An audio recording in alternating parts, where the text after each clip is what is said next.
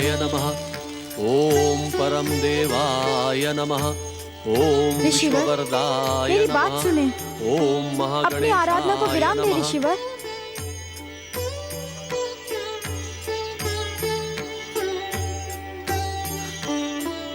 क्या बात है देवी, तुम विचलित दिखाई दे रही हो? हाँ स्वामी, महत्कट और गौरीपुत्र वन में खेलने गए हैं, परंतु इतना समय बीत जाने पर भी लौट कर नहीं आए हैं। मुझे उन दोनों की चिंता सताई जा रही है। जिसे सारे संसार की चिंता रहती है, तुम्हें उनकी चिंता सता रही है। महत्कट और गौरीपुत्र को लंबे समय के बाद खेलने का अवसर प्राप्त हुआ है। जैसे ही उनका मन भर जाएगा, वे स्वयं लौटकर वापस आ जाएंगे देवी। पिता होने पर भी आप पुत्र की ओर से कितने निश्चिंत रहते हैं। यदि पुत्र महत्कट और गौरीपुत्र जैसे हों, तो पिता निश्चिंत ही रहेगा। तुम्हें भी उनकी चिंता नहीं करनी चाहिए। महत्कट और गौरीपुत्र से अधिक तो मेरी चिंता का कारण ये दोनों असुर हैं। इन अचेत असुरों के लिए कैसी चिंता देवी? अधिक समय तक इनका यहाँ पड़े रहना उचित नहीं है स्वामी। इनके साथी असुर और दानव अवश्य कोई उपद्रव कर सकते हैं। प्रतिशोध की भावना से हमें हानि पहुंचा सकते हैं। पता नहीं गौरीपुत्र और महत्कट इन्हें पाताल क्यों नहीं भेज देते। श्री महागणेश भक्ति का प्रभाव देखने के लिए सचेत होने तक की प्रतीक्षा करने का आदेश तुमने गौरीपुत्र और महत्कट को दिया था देवी। दिया तो था स्वामी, परंतु स्वयं को निश्चिंत नहीं कर पा रहे हो। परम देव श्री महागणेश की कृपा पर विश्वास रखो देवी। जब ये दोनों उनकी इच्छा से यहाँ आए हैं, तो अवश्य ही इसके पीछे कोई शुभ उद्देश्य होगा। मेरे स्वामी, महत्कट श्री गणेश यहाँ नहीं है। अब तो परम गणेश भक्त सदाशिव और सुलोचना के सुखद भविष्य का परामर्श लेने के लिए मुझे गौरीपुत्र श्री गणेश के पास कैलाश जाना होगा। जय जय श्री महागणेश। ओम नमः शिवाय, ओम नमः शिवाय, ओम नमः शिवाय। अपने ध्यान को विराम दे स्वामी। आपके कहने पर मैंने गौरीपुत्र को महत्कट के साथ खेलने भेज दिया, परंतु तुम्हें विश्वास ही नहीं हो रहा है कि मंगल मूर्ति शीघ्र ही कैलाश लौट कर आएंगे। केवल तुम ही अपने पुत्र के लिए चिंतित नहीं हो, उधर देवी अदिति भी पुत्र महत्कट के लिए चिंतित है, क्योंकि तुम दोनों माताओं का हृदय ये बात मानता ही नहीं है कि वे दोनों तेजस्वी बालक श्री महागणेश के ही अवतार हैं। वे जहाँ भी रहते हैं, उनकी समस्त चमत्कारी शक्तियाँ उनके साथ ही रहती हैं। कोई भी अशुभ शक्ति उनका बाल भी बांका नहीं कर सकती। तुम्हारी चिंता व्यर्थ है गौरी। ये सारी बातें मैं जानती हूँ स्वामी, परंतु केवल मैं इतना जानना चाहती हूँ कि वे दोनों इस समय कहाँ हैं।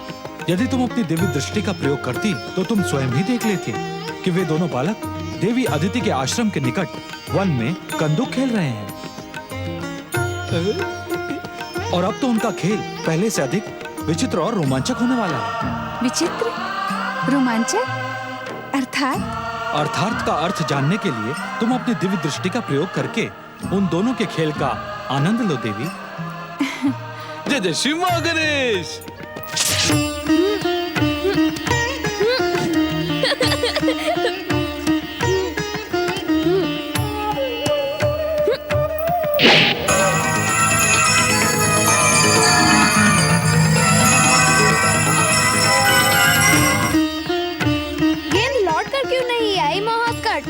यही तो मैं भी सोच रहा हूँ। हो सकता है इसके पीछे परमदेव श्री महागणेश का कोई गुप्त संकेत हो। गुप्त संकेत?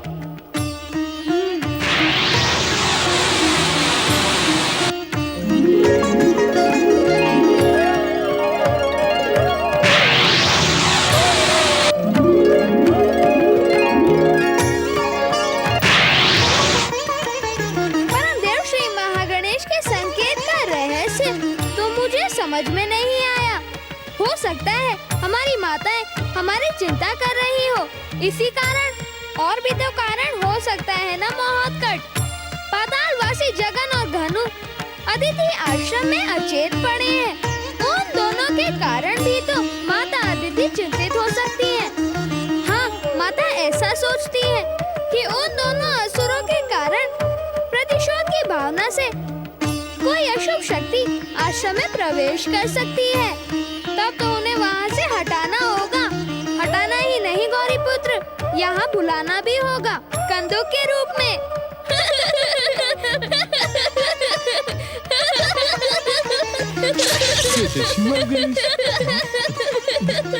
धूम्राक्ष पुत्र पातालवासी जगन अदिति आश्रम से उड़कर कंदुक के रूप में मेरे हाथों में आ जाओ।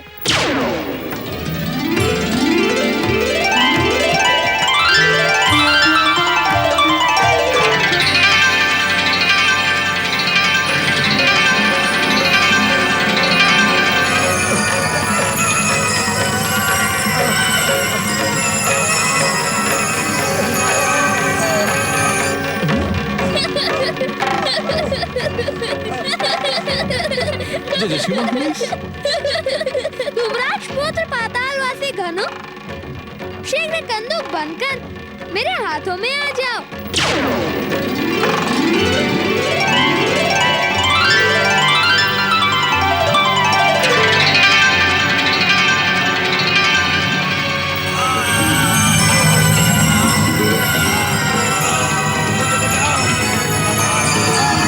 जय श्री मां गणेश। तो अब ये निश्चित हुआ कि हम इन्हें खेल खेल में इनके पिता धूम्राक्ष के पास पहुंचा देंगे। माता अदिति की चिंता का अंत करने के लिए ऐसा ही करना होगा गौरी पुत्र। जय श्री मां गणेश। हमारा शरीर सिकुड़ा जा रहा है, हमारे प्राण निकल रहे हैं, हमारा दम घुट रहा है, हमें इस यातना से मुक्त करो। मुक्ति देने के लिए ही तो हमने तुम्हें अपने पास बुलाया है। जगन, घनु, तुमने कुछ समय तक परम देव श्री महागणेश की आराधना की थी, इसीलिए अब तुम दोनों को हमारे हाथों में आने का सुअवसर मिला है। अब मुक्ति भी मिल जाएगी। हमें इस यातना से मुक्त करो, हमें बचाओ, हमें छोड़ो, हमें बचाओ। जय श्री मां गणेश। हमें बहुत पीड़ा हो रही है। हे प्रभु क्या करूं? ओम महागणेशाय नमः। जय श्री मां गणेश। प्रभु प्रभु प्रभु प्रभु दया करे, दया करे, दया करे। गौरी पुत्र श्री गणेश, महोत्कट श्री गणेश, दया करे। इन्हें इस भयानक यातना से मुक्ति प्रदान करे। गौरी पुत्र श्री गणेश, महोत्कट श्री गणेश, दया करे। महोत्कट, हमें अपने भक्त दयासुर की इच्छा का सम्मान करना ही होगा, अवश्य।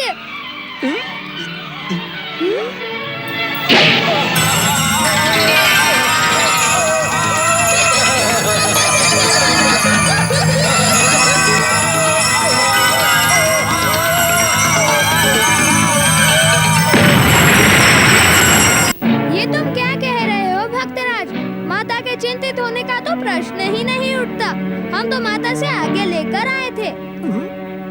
तुम्हें कहीं भ्रम तो नहीं हुआ भक्तराज दयासुर?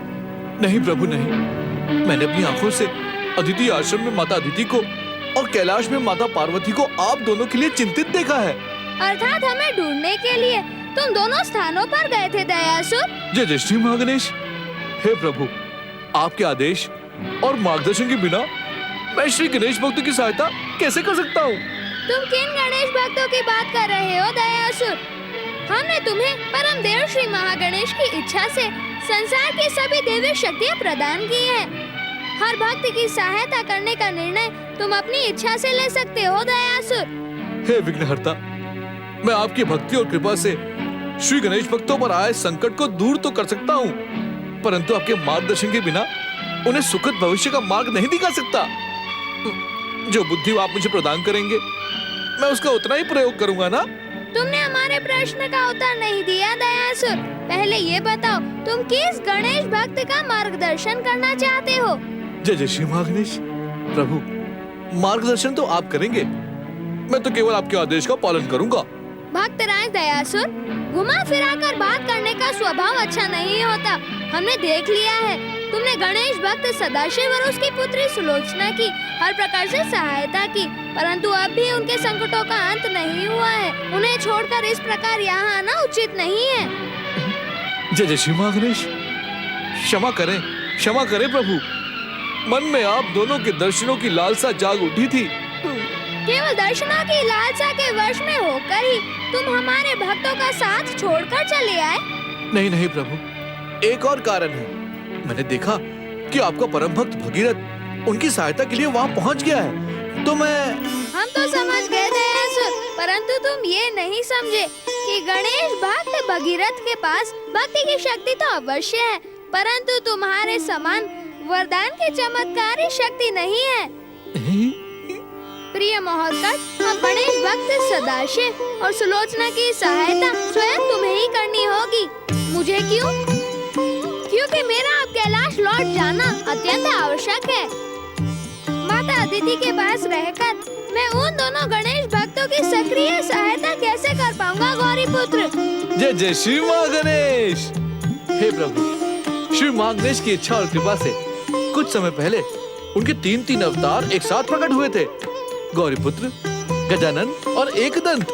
क्यों भक्तराज दयासुर, क्या तुम्हारी दृष्टि में मैं परम देव श्री महागणेश का अवतार नहीं हूँ? क्षमा चाहता हूँ स्वामी, क्षमा चाहता हूँ।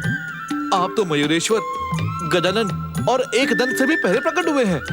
आपकी महिमा का वर्णन भला मैं कैसे कर सकता हूँ? पहले प्रकट हुए अवतारों की बात याद दिलाकर तुम क्या कहना चाहते हो दयासुर? जय जय श्री महागणेश। हे प्रभु, हे मंगल मूर्ति, मैं केवल इतना कहना चाहता हूँ कि अपनी माता को संतुष्ट रखते हुए यदि आप श्री गणेश भक्तों की सक्रिय सहायता करना चाहते हैं तो महोत्कट, भक्तराज दयासुर परम देव श्री महागणेश के परम भक्त है। कहीं ये अपनी बातों से परम देव श्री महागणेश की इच्छा का संकेत तो नहीं दे रहे हैं? परम देव श्री महागणेश की इच्छा का संकेत अर्थात एक और अवतार की भूमिका तो बनानी ही होगी। संसार में जब जब अन्याय, अधर्म और अत्याचार का जन्म होगा, तब तब परम देव श्री महागणेश के किसी अवतार की भूमिका तो स्वयं ही बन जाती है। अन्याय, अधर्म, अत्याचार।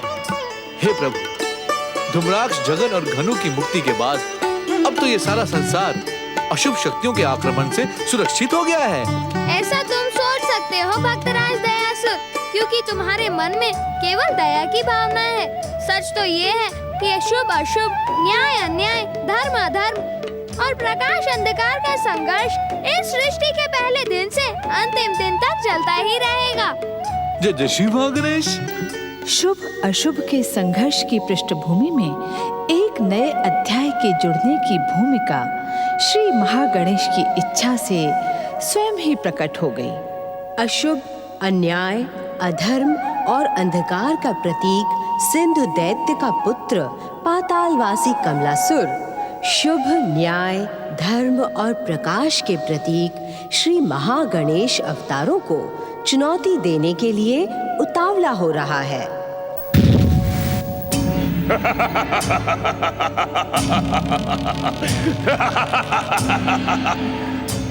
मैं हूँ सिंधु दैत्य का पुत्र कमलासुर। मैं लंबे समय से पाताल से बाहर निकलने की प्रतीक्षा कर रहा था। बार बार दैत्य गुरु शुक्राचार्य के पुकारने पर मैं पाताल से पृथ्वी लोक पर चला आया।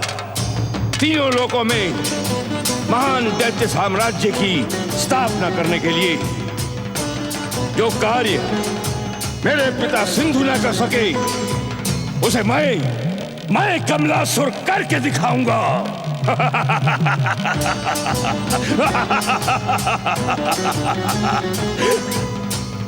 मेरे पिता ने तो केवल श्री हरि विष्णु देव और देवताओं को बंदी बनाया था, परंतु मैं कमलासुर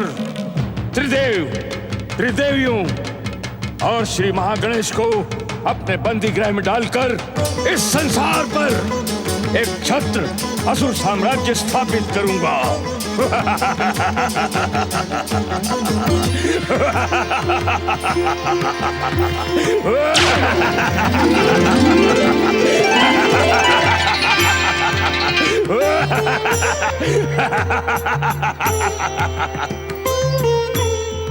परम देव श्री महागणेश, आपकी इच्छा से पुनः प्रकट मैं मयूरेश्वर सिंधु पुत्र कमलासुर की दुष्टता और आसुरी कामों पर अंकुश लगाऊंगा। आपकी कृपा से हम पृथ्वी लोक की आसुरी अत्याचारों से रक्षा करेंगे। ओम महागणेशाय नमः।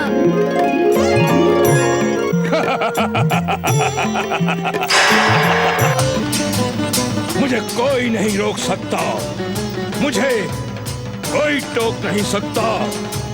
मैं पृथ्वी के इस आनंद को शोक में बदल डालूंगा, शोक में। जो पृथ्वी का भाग मुझे अपना स्वामी नहीं मानेगा, मैं उस भाग को शमशान में बदल डालूंगा, शमशान में।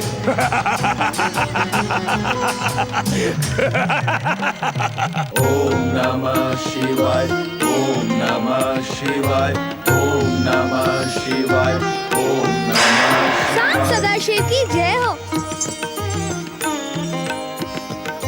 प्रणाम देवादिदेव महादेव, प्रणाम देव देवेश्वरी माता पार्वती।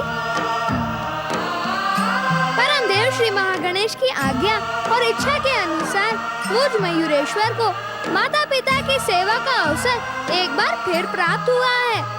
मुझे पुत्रवत स्नेह प्रदान करें।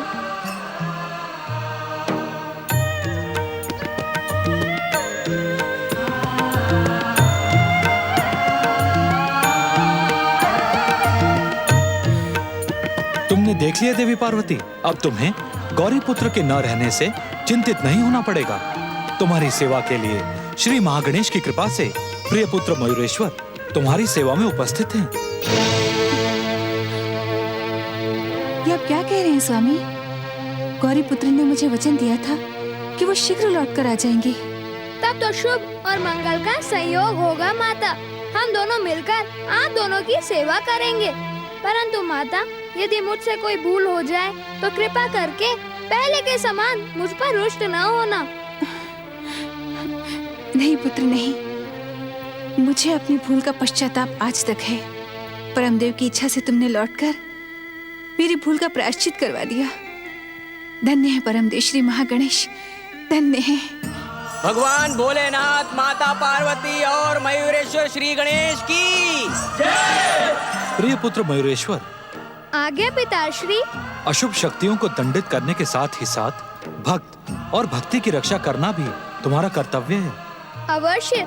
परमदेव श्री महागणेश की कृपा से मैं अपने प्रकट होने का उद्देश्य भलीभांति ही जानता हूँ पिताश्री। तुम्हारा कल्याण हो। भैया सदाशिव, कन्या तो पराया धन होती है। हाँ मित्र, होती तो है, परंतु इस बात को मानने का मन नहीं करता। बिना सुलोचना के मैं अपने जीवन की कल्पना भी नहीं कर सकता। परंतु कन्या को कब तक घर पर बिठा कर रख सकते हो? एक न एक दिन उसे विदा तो करना ही होगा। सुलोचना अब सयानी हो गई है, तुम्हें उसके विवाह की चिंता करनी चाहिए। मैं जानता हूं सदाशिव, तुम यही सोच रहे हो ना कि सुलोचना तुम्हारा एकमात्र सहारा है। वो ब्याह कर चली जाएगी तो तुम्हारा क्या होगा? अब तो तुम्हारे पास घर भी नहीं रहा। मुझ अंधे के जीवन में तो अंधेरा ही अंधेरा है मित्र भगीरथ। बेटिया का कन्यादान करके मैं गणेश महाराज से प्रार्थना करूंगा कि वे मुझे अपने पास बुला ले। मैं इस संसार में रहूं न रहूं, इससे किसी को क्या अंतर पड़ सकता है? ना बापू, ऐसा ना कहो, ऐसा ना कहो। आप ही तो मेरे लिए सब कुछ हो। आपको श्री गणेश महाराज की सौगंध, कभी भी ऐसी बातें मुंह से ना निकालो। अपने बाबा की बात पर ध्यान न दो बेटी। गणेश महाराज की कृपा से सब ठीक हो जाएगा। जितना हम सोचते हैं उससे भी अधिक वे हमारी चिंता करते हैं। यदि गणेश महाराज तुम्हारी चिंता न करते तो वे अपने साथ तुम्हारे यहां मुझे क्यों ले आते? तुमने तो देख लिया बेटी कि आते ही वे तुम्हारी सच्ची भक्ति को देखकर पग पग पर तुम्हारी सहायता करते रहे और आगे भी करते रहेंगे। परंतु मित्र सदाशिव, तुम अपनी हर चिंता श्री गणेश के पावन चरणों में छोड़ दो। वे ही तुम्हारा उद्धार करेंगे। जो कन्या विवाह के योग्य हो जाती है, उसके श्रेष्ठ वर का चयन भी वे ही करते हैं। देख लेना, सुलोचना के साथ भी ऐसा ही होगा। बाबा, मैं चिंतामणि के भोग की व्यवस्था करने जाती हूँ। चले जाने से भक्तों के उद्धार का क्या होगा महोत्कट? तुमने सुना नहीं? भक्त भगीरथ ने सुलोचना के ब्याह की चिंता हम पर डाल दी है। अब तुम ही बताओ, हम बालक भला सुलोचना के वर का चुनाव कैसे कर सकते हैं? हाँ, हम तो ये भी नहीं जानते कि ब्याह होता क्या है। परंतु गौरीपुत्र, जब हम बड़े से बड़े शक्तिशाली राक्षसों का वध कर सकते हैं, तो भला ब्याह कौन सी बड़ी बात है? बड़ी बात तो नहीं है महोत्कट, परंतु जिस बात का स्वयं अनुभव ना हो, तो तुम भक्तों की सहायता के लिए विवाह का अनुभव लेना चाहते हो। अनुभव लिए बिना भी तो हम माता पिता की सहायता से सुलोचना के वर का चुनाव कर सकते हैं ना महोत्कट? तुम धन्य हो बुद्धि निदान गौरीपुत्र। हम इस कार्य में अपने माता पिता की ही सहायता लेंगे। क्या हुआ गौरीपुत्र, किस सोच में पड़ गए तुम? महोत्कट, तुम्हें माता अदिति के पास अदिति आश्रम और मुझे माता पार्वती के पास कैलाश लौटना होगा। फिर हम इन दोनों गणेश भक्तों की सक्रिय सहायता कैसे कर पाएंगे? इसमें चिंता की क्या बात है गौरीपुत्र? तुमने स्वयं ही कहा है कि इनकी सक्रिय सहायता मुझे ही करनी है, तो मैं इनकी सहायता के लिए पृथ्वी पर पहुंचता हूँ और तुम अदिति आश्रम जाकर माता से कहना कि मैं समय मिलते ही उनसे मिलने पहुंच जाऊंगा। जय जय श्री महागणेश। ओम गं गणपतये नमः। ओम गं गणपतये नमः। ओम गं गणपतये नमः।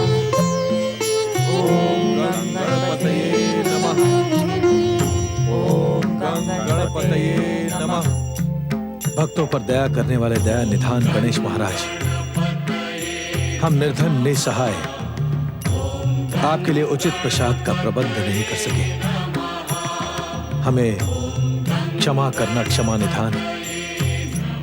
गणेश महाराज, आप तो हमारी निर्धनता और विवशता से भली भांति परिचित हैं। ये भोग आपके योग्य तो नहीं, परंतु यदि आप इसे स्वीकार करेंगे तो हम निर्धन भक्तों का मान बढ़ेगा। हे परम पूज्य मंगल मूर्ति श्री गणेश, हम जानते हैं आप किसी प्रसाद के भूखे नहीं। आप तो भक्तों की भक्ति भावना से संतुष्ट हो जाते हैं। इसलिए हमारी भावना को भोग समझकर स्वीकार करें। ओम गं गणपतये नमः। ओम गं गणपतये नमः। ओम गं गणपतये नमः। ओम गं गणपतये नमः।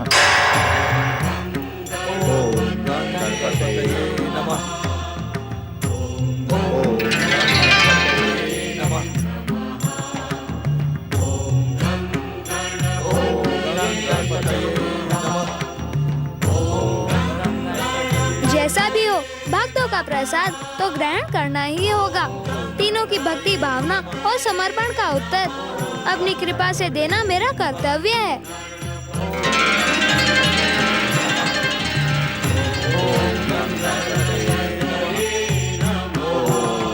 गणपतये नमः।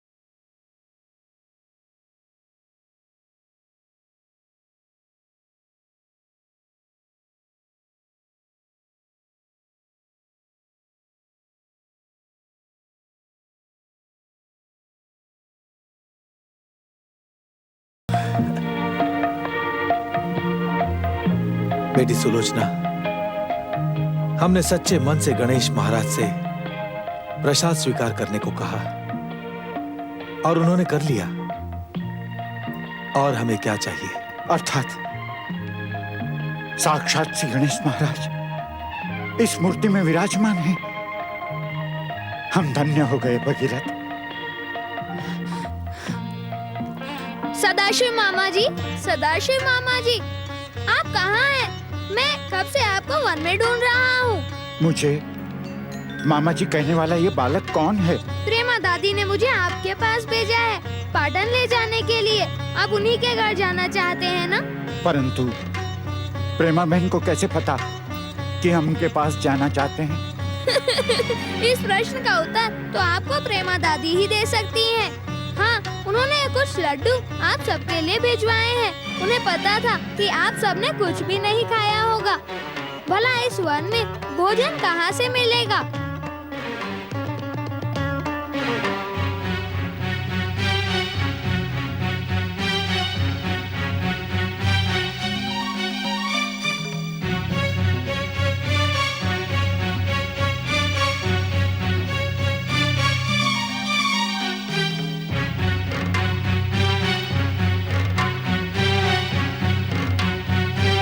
ये लीजिए मामा जी, आप भी लीजिए। मेरी ओर क्या देख रहे हैं? पहले पेट पूजा कीजिए।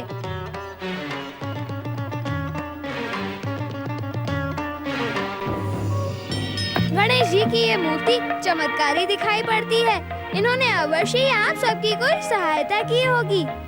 सहायता तो तुमने भी की है, हमें बुआ जी के घर तक पहुंचाने और इस वन में ऐसे स्वादिष्ट मिष्ठान को भेंट करने की। हमारे लिए तो तुम ही श्री गणेश के समान हो। मैं श्री गणेश नहीं, शिवदत्त सुलोचना बहन। सुलोचना बहन, तुम मेरा नाम कैसे जानते हो? आप सबका नाम जानकर ही तो मैं घर से निकला था। अब बातें बाद में होगी, पहले भोजन करिए, मुझे भी भूख लग रही है।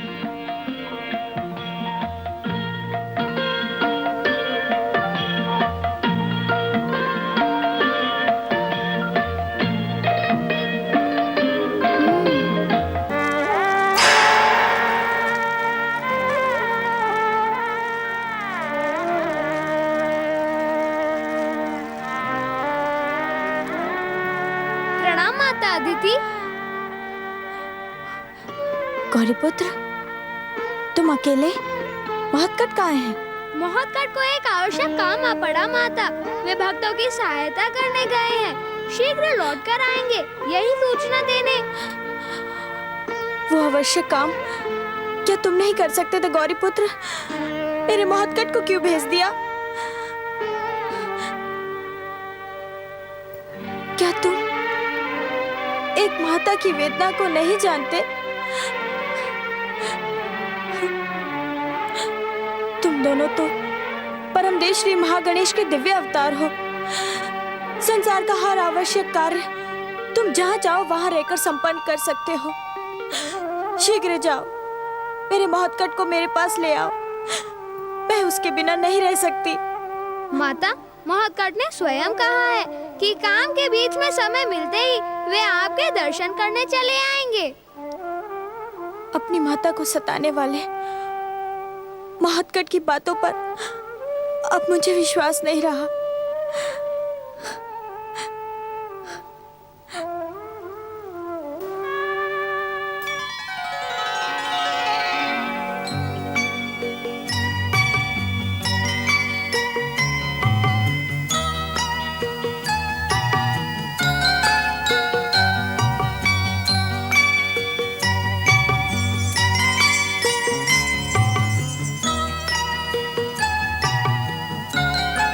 कहो, क्या विचार है?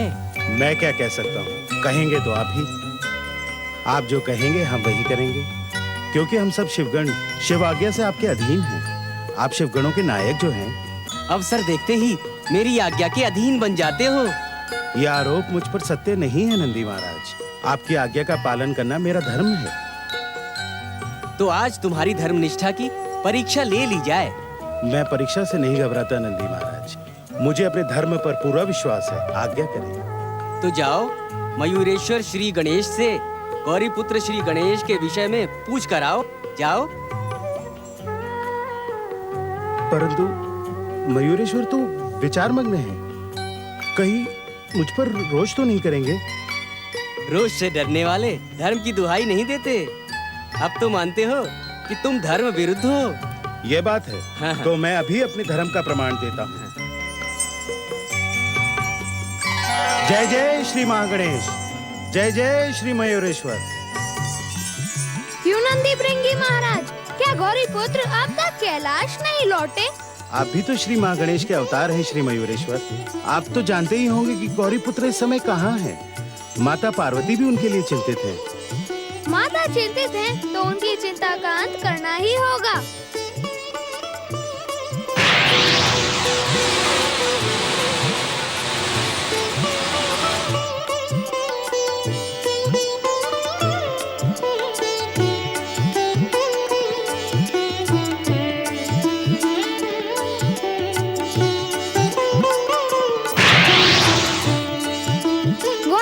श्री गणेश इस समय परम देव श्री महागणेश के अवतार महोत्कट श्री गणेश का काम कर रहे हैं। तो क्या वे? नहीं नंदी महाराज, गौरी पुत्र के मुख पर शीघ्र कैलाश लौट कर आने की चिंता दिखाई दे रही है। तब तो वे शीघ्र ही कैलाश लौट कर आएंगे। अवश्य भक्तों की सहायता करके जैसे ही महोत्कट अतिथि आश्रम लौटेंगे वैसे ही गौरी पुत्र भी कैलाश लौट आएंगे।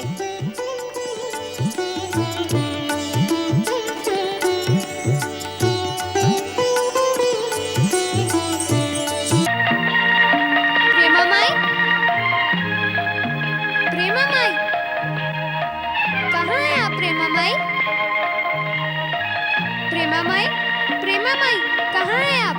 मैं आपके अतिथियों को लेकर आ गया।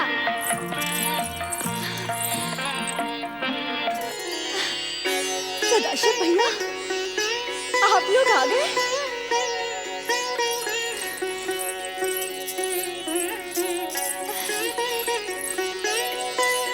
अरे सदाशिव भैया, मेरे होते हुए तुम्हें वन वन भटकना पड़ा, इस बात का मुझे बहुत दुख है। तुमने ये कैसे जाना कि हम लोग घर गांव छोड़ के वन में भटक रहे हैं? ये कौन सी बड़ी बात है भैया, तुम भी गणेश जी के भक्त हो और मैं भी। क्या एक गणेश भक्त दूसरे गणेश भक्तों का दुख नहीं देख सकता? जब गणेश जी ने मुझे सपने में आकर बताया कि उस दुष्ट साहूकार धनदत्त ने तुम्हें अपमानित करके गांव से निकलने के लिए विवश किया, तो मेरे मन को बहुत आघात लगा। माई तो स्वयं ही आपके गांव जाना चाहती थी, परंतु मैंने ही रोक दिया। मैंने कहा कि इस बुढ़ापे में क्यों कष्ट करती हो माई, मैं ही ले आऊंगा मामा जी को। हाँ भैया, जब से शिवदत्त गया है मैं बस तुम्हारी ही राह देख रही थी। गणेश जी की महिमा न्यारी है बहन जी।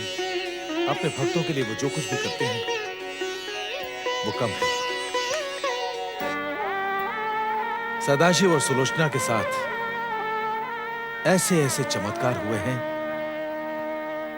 कि कोई विश्वास नहीं कर सकता। कितनी सुंदर है मेरी भतीजी, कितनी सुंदर है इसकी आंखें। इसका नाम सुलोचना बिल्कुल सही है, परंतु इसे देखते ही मुझे बहुत चिंता होने लगी है। कैसी चिंता प्रेमा बहन? चिंता और चिंतन की बातें तो होती रहेंगी। आप लोग पहले स्थान ग्रहण करें। आइए। आओ।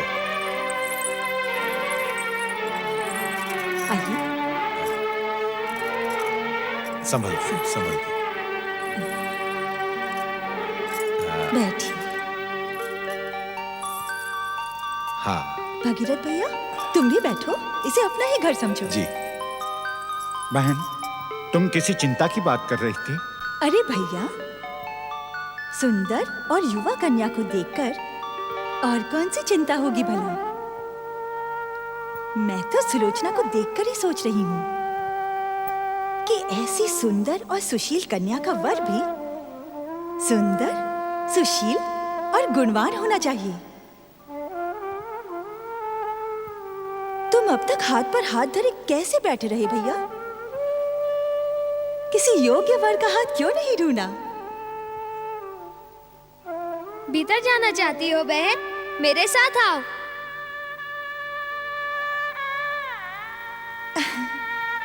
बहन जी, मेरा मित्र सदाशिव आंखों से लाचार है, ये तो आप देख ही रही हैं। ये बेचारा वर कहां से ढूंढता? अब सुलोचना के लिए वर का चुनाव आपको ही करना होगा। श्री गणेश की इच्छा से ये शुभ कार्य भी शीघ्र ही संपन्न होगा। अभी आप लोग विश्राम करें। मैंने आप लोगों के लिए भोजन का प्रबंध किया है। बहन जी हाथ। अच्छा, हाथ पांव धोने हैं ना? इस ओर चले जाइए।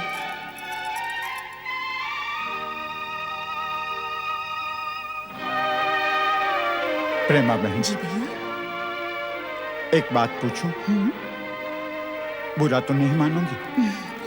भाई की बात का जो बहन बुरा माने वो बहन कहलाने के योग्य नहीं होती। पूछिए भैया, क्या पूछना है? बहन,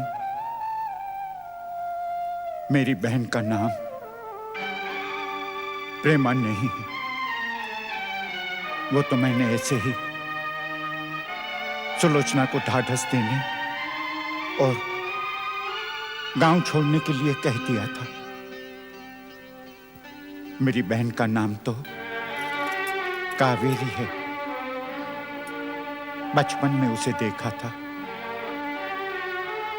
अब न जाने वो कहां होगी। भाई के मन की पुकार और भाई का दिया हुआ नाम भला बहन कैसे ठुकरा सकती है? जब गणेश जी ने मुझे सपने में आकर बताया कि तुमने कावेरी के स्थान पर मुझे प्रेमा पुकारा है, तो मैंने अपना नाम प्रेमा ही रख लिया। बहन, कहीं तुम? हम नहीं भैया, हम सब गणेश जी की इच्छा से जीवन की गति पाते हैं। सच तो ये है भैया कि मेरा कावेरी नाम मेरे पतिदेव प्रेमराज को भी ठीक नहीं लगा। उन्होंने मेरा नाम बदलकर प्रेमा रख दिया। प्रेमराज की प्रेमा। अब नाम छोड़ो भैया, चलो हाथ पांव धो लो। भोजन तुम्हारी प्रतीक्षा कर रहा है। ठीक है, जैसी गणेश जी की इच्छा। चलो भैया।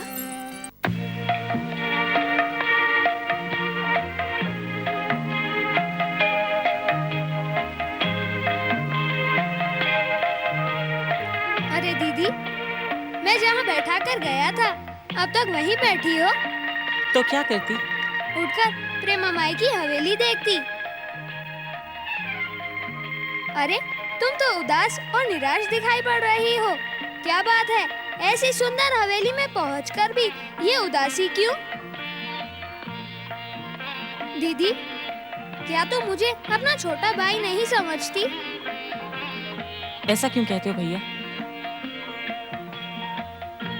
जब से तुम मिले हो तब से ऐसा लगता है जैसे मुझे अपना खोया हुआ भाई मिल गया है। क्या सचमुच तुम्हारा भाई खो गया था? हाँ भैया, तब मैं बहुत छोटी थी। मुझे तो उसका चेहरा भी याद नहीं है। बाबा से उसके बारे में बात करती हूँ तो वे रोने लगते हैं, इसलिए उसकी बात करना ही बंद कर दिया मैंने। कैसे खो गया था वो? कोई चुपचाप उठाकर ले गया था उसे। मेरी माँ उसकी याद में रोते रोते चल बसी। फिर उन दोनों के दुख में रोते रोते मेरे बाबा की आंखें भी चली गई। कितनी अभागन हूं मैं। सौभाग्य के प्रतीक श्री गणेश जिसके सहायक हो उसे आंसू नहीं बहाने चाहिए दीदी। श्री गणेश की कृपा पर विश्वास रखो, सब कुछ ठीक हो जाएगा। भैया, जब से तुम मिले तब से मुझे ऐसा ही लगता है कि मेरे भाग जाग गए हैं। तुम नहीं, साक्षात श्री गणेश मिल गए हैं मुझे। मिलते ही तुमने हमें झोपड़े से महल में पहुंचा दिया। बिल्कुल तुम्हारे समान ही होंगे श्री गणेश। आयु में भले ही मेरे समान हो, परंतु सूंड में नहीं दीदी। तुम जानती हो दीदी, गणेश जी की इतनी लंबी सूंड है। देखा, मेरे गणेश जी ने मेरी बहन को प्रसन्न कर दिया। परंतु दीदी, तुम हवेली में आकर भी इतनी उदास क्यों हो? क्या मैं तुम्हारी उदासी का कारण नहीं जान सकता? ये सब मेरे विवाह की बातें कर रहे हैं। अब तुम ही बताओ शिवदत्त भैया, मैं अपने अंधे बाबा को छोड़कर विवाह कैसे कर सकती हूँ? यदि मैं चली गई तो उनकी देखभाल कौन करेगा? क्या गणेश जी की कृपा पर तुम्हें विश्वास नहीं है दीदी? वे अपने भक्तों को कभी भी दुखी नहीं होने दे सकते। ये तो मैं जानती हूँ भैया। जानती हो तो चिंता क्यों करती हो?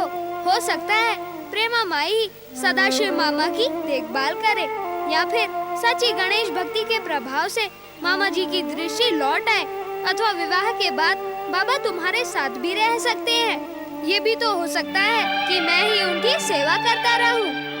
कितने अच्छे भैया हो तुम शिवदत्त। तुम तो मेरे लिए गणेश जी का वरदान बनकर आए हो। दीदी, क्या तुम्हें बिल्कुल भूख नहीं लगती? ऐसा क्यों पूछ रहे हो? क्योंकि मुझे जोर से भूख लगी है। जब तक तुम नहीं खाओगी तब तक मैं भी कैसे खाऊंगा? मुझसे भूल हो गई। चलो, आज मैं अपने भैया को अपने हाथों से भोजन खिलाऊंगी। तब तो खाने का स्वाद दुगना बढ़ जाएगा। चलो दीदी। चलो। मैं सच कहता हूँ बहन जी, इतना स्वादिष्ट भोजन मैं जीवन में पहली बार कर रहा हूँ। अरे भगीरथ मित्र, इस भोजन में हमारी बहन प्रेमा के प्रेम का स्वाद भी तो है।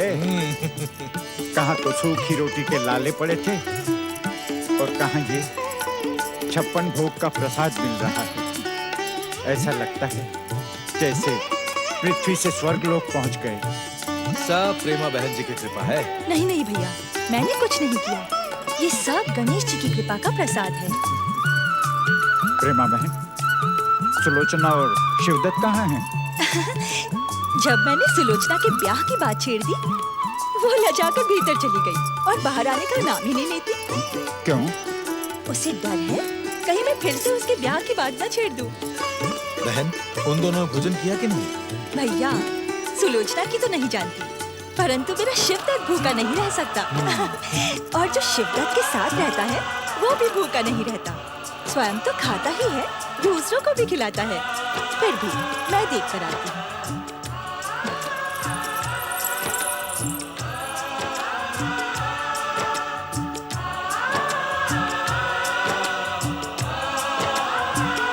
भगीरथ मित्र, हाँ? तुमने मित्रता के नाम पर गणेश भक्ति का जो मंत्र दिया है, वो उपकार हम कभी। सब करने और कराने वाले तो गणेश जी हैं। हम सब तो निमित्त मात्र हैं। यदि धन्यवाद देना हो तो गणेश महाराज को धन्यवाद दो। मैंने कहा था ना, मेरा शिवदत्त भूखा नहीं रह सकता। सुलोचना और शिवदत्त साथ साथ बैठकर भोजन कर रहे हैं। आज शिवदत्त को मेरी याद तक नहीं आई। सुलोचना के हाथ से खाना खा रहा है। प्रेमा बहन, क्या सुलोचना की योग्य कोई तुम्हारे ध्यान में लड़का है? यदि हो तो बात चलाओ। हाँ बहन, हम लोगों से तो यह काम होने से रहा। मैं अंधा, किसी को क्या देखूंगा, और ये संसारी मोह माया छोड़कर साधु बन गया है। अब तो तुम ही को सुलोचना के हाथ पीले करने पड़ेंगे। नहीं बाबा, नहीं, मेरे ब्याह की बात ना करो। मैं तुम्हें छोड़कर कहीं नहीं जाऊंगी। कितना प्रेम करती है अपने बाबा से।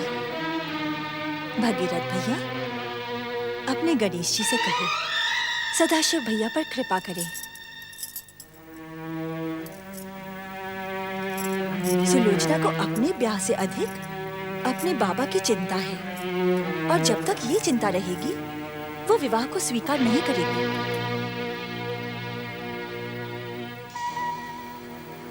शिवदत्त भैया, शिवदत्त भैया, कहाँ हो तुम शिवदत्त भैया?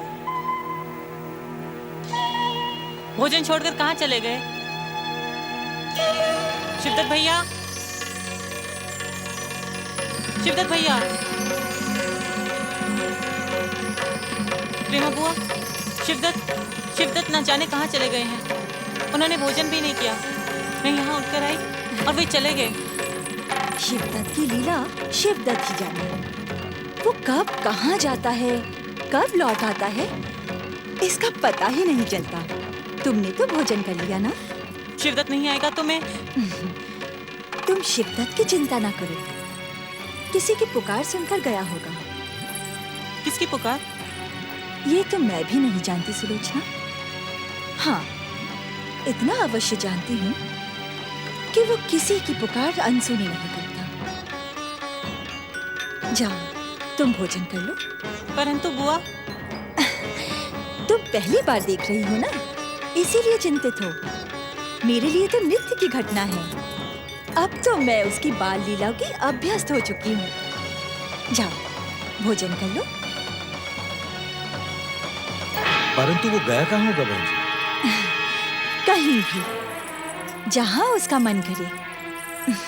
किसी के रोकने से वो रुकने वाला नहीं। उसके जी में जो आता है वही करता है। उसकी चिंता ना करो। हम उसकी चिंता कैसे न करें बहन?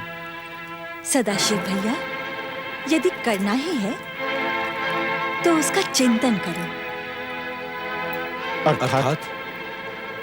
अर्थात का अर्थ अपने हृदय में विराजमान श्री गणेश से जानने का प्रयास करो।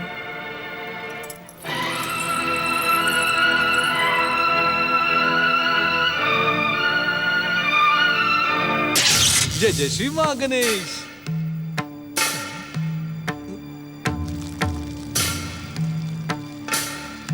जय जय श्री माँ गणेश। तो गौरीपुत्र कैलाश से यहाँ चले आए। न जाने इन्होंने माता पार्वती को बताया अथवा नहीं।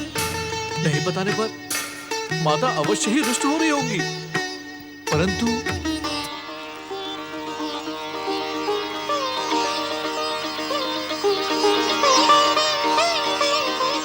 गौरीपुत्र, तुम यहाँ महोत्कट की प्रतीक्षा में खड़े हो, परंतु माता पार्वती वहाँ तुम्हारी प्रतीक्षा कर रही होंगी। यदि माता पार्वती अपनी देवी दृष्टि का प्रयोग करेंगी तो सत्य को जानकर वे मुझे क्षमा कर देंगी। मैं माता पार्वती के स्वभाव को जानती हूँ। स्वयं को प्रसन्न करने वाले किसी भी काम के लिए वे अपनी दिव्य दृष्टि का प्रयोग नहीं करती। तुम्हें भूख लगी है ना? लो, मोदक खाओ। हमारे आश्रम में मोदक नहीं बनते। महोत्कट भी फलाहार और भोजन करते हैं, केवल तुम्हारे लिए। नहीं माता, इस समय मुझे भूख नहीं लगी है।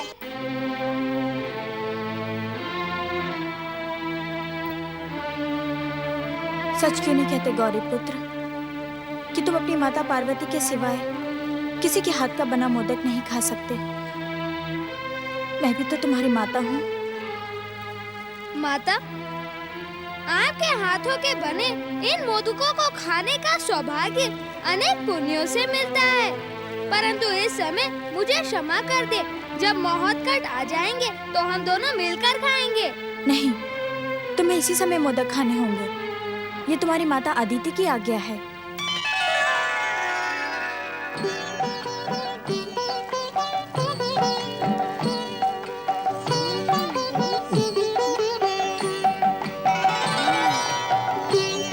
बताओ, मोदक स्वादिष्ट है अथवा नहीं? बहुत स्वादिष्ट बने हैं माता। मैं जानती हूँ, मैं रुष्ट ना हो जाऊं, इसलिए मेरी प्रशंसा कर रहे हो। इस संसार में माता पार्वती से अधिक स्वादिष्ट और दिव्य मोदक और कोई नहीं बना सकता। मुझे तो इन मोदकों में भी माता पार्वती के हाथों का स्वाद आ रहा है। क्योंकि जैसे वे मेरी माता वैसे ही आप भी।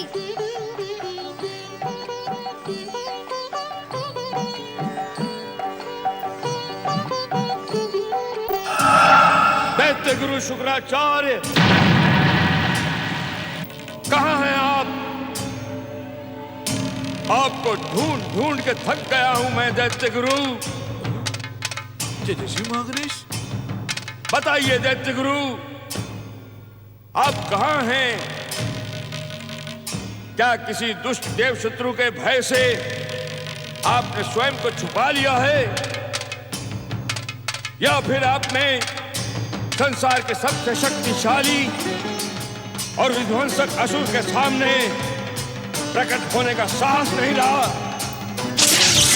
बताइए दैत्य गुरु, मेरी इस पुकार का उत्तर दें दैत्य गुरु। जय श्री महागणेश। ये तो कोई अभिमानी, अहंकारी और अत्याचारी पातालवासी असुर दिखाई पड़ता है। दया भावना से ये तुम्हारी बात नहीं समझेगा दयासुर। इसे तो इसकी ही भाषा में समझाना होगा। जय श्री महागणेश। जय श्री महागणेश। कौन हो तुम और दैत्य गुरु शुक्राचार्य को क्यों ढूंढ रहे हो? पातालवासी दैत्य उग्रपुत्र, सिंधु के सुपुत्र, कमलासुर का मार्ग रोकने का दुस्साहस करने वाले तुम कौन हो मूर्ख? और तुम्हारी ये गर्दन लंबी कैसे हो गई? जय श्री महागणेश।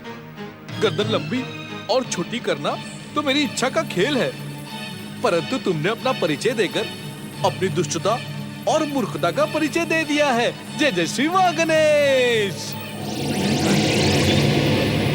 जय श्री महागणेश। जय श्री महागणेश। मुझे मूर्ख कहने की भूल करने वाले मूर्ख, क्या तू कोई तांत्रिक है? जय श्री महागणेश। ना तो मैं कोई तांत्रिक हूँ, ना ही मांत्रिक, ना ही यांत्रिक। मैं तो पथिक हूँ, श्री महागणेश की महाभक्ति के महामार्ग पर चलने वाला पथिक। दयासुर नाम है मेरा। संसार के प्राणियों पर दया करने वाला श्री महागणेश परम भक्त दयासुर। जय श्री महागणेश। तुम्हारा दया करने का ढंग बड़ा निराला है दयासुर। दया पाने वाला तुम्हारी दया पाने से पहले ही संसार से लंबा हो जाएगा, तुम्हारी ये लंबी गर्दन देखकर। तुम्हारे जैसा दुष्ट, पापी और अत्याचारी जितनी शीघ्र इस संसार से लंबा हो जाए, उसी में संसार का कल्याण है। जय श्री महागणेश।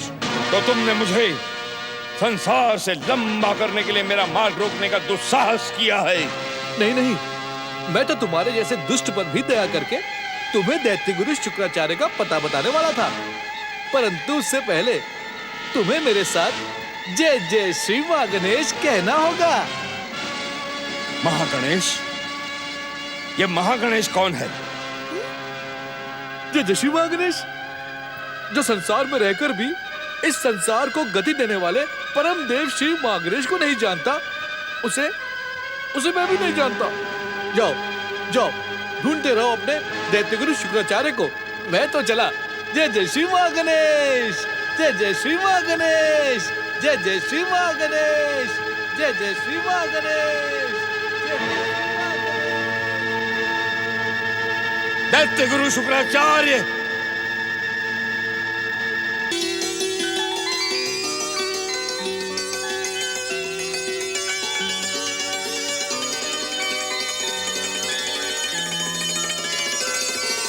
माता, आज के इन बनाए हुए मोदकों ने मेरी भूख और बढ़ा दी है। एक बार माता पार्वती ने मुझे तुम्हारी भूख के विषय में बताया था, इसलिए हमने पहले से ही ढेर सारे मोदक बना रखे हैं। तुम ठहरो, मैं अभी लेकर आती हूँ।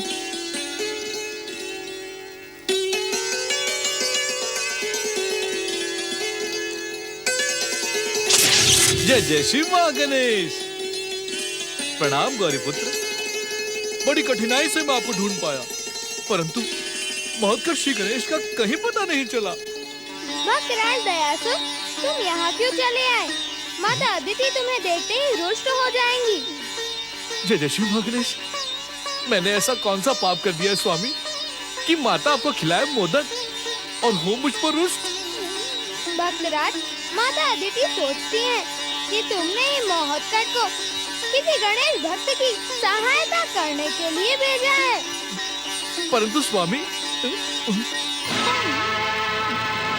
प्रभु, तुम फिर यहाँ चले आए दयासुर? बताओ, कहाँ है मेरा महोत्कट? मैं कुछ नहीं जानता माता। मैं स्वयं उन्हें ढूंढ रहा हूँ। अभी अभी गौरीपुत्र से मैं उनके विषय में ही पूछ रहा था। मैं सत्य कह रहा हूँ माता, मुझे क्षमा कर दे। तुम्हारे आराध्य गौरीपुत्र श्री गणेश जानते हैं कि महोत्कट कहाँ है, परंतु माता अदिति को सताने के लिए बताना नहीं चाहते।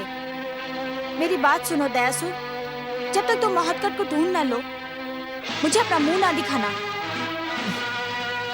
जो आज्ञा माता। जय जय श्री महागणेश। जय जय श्री महागणेश। जय जय श्री महागणेश। इस ब्राह्मण बालक को मोदक की भिक्षा दो माई। भिक्षा की आस में भटकते भटकते ये बालक थक चुका है। बालक की भूख चरम सीमा तक पहुंच चुकी है। भिक्षा दो माई, दया करो माई। भिक्षा दो माई। भूखे ब्राह्मण को आदर पूर्वक भिक्षा देना हमारा धर्म है माता। लाओ, मुझे दो मोदक का पात्र, मैं ही इन्हें भिक्षा दूंगा। ब्राह्मण को भिक्षा देना हर घर की स्त्री का कर्तव्य है पुत्र। यदि मैंने भिक्षु को भिक्षा ना दी तो यह अधर्म के साथ इस आश्रम का अपमान होगा।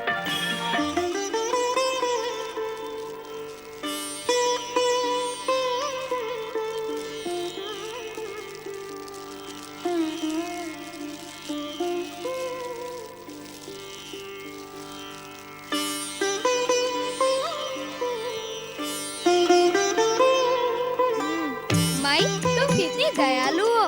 क्या तुम्हें पहले से ही अनुमान था कि कोई भूखा ब्राह्मण बालक तुम्हारे द्वार पर आने वाला है, इसीलिए मोदक लेकर खड़ी थी, है ना?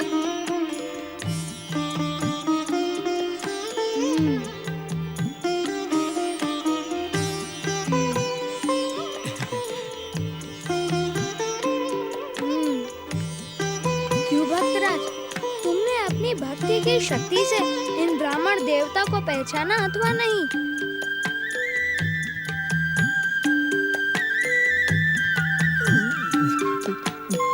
नहीं स्वामी। हमारी दी हुई दिव्य दृष्टि का प्रयोग करो, तुरंत पहचान जाओगे। जय जय श्री महागणेश।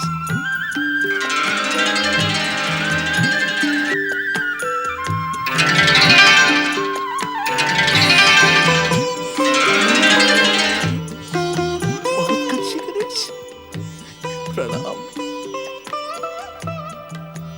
माई, तुम्हारे बनाए हुए मोदक कितने स्वादिष्ट है। तुम्हारा स्वर जाना पहचाना सा लगता है। तुम्हारी आंखों को देखकर ऐसा लगता है कि मैंने पहले भी तुम्हें कहीं देखा है। क्या तुम पहले भी आ चुके थे? मैं तो कई बार आपके दर्शन कर चुका हूँ माई, परंतु आप ही मुझे पहचान कर भी पहचान न पाई।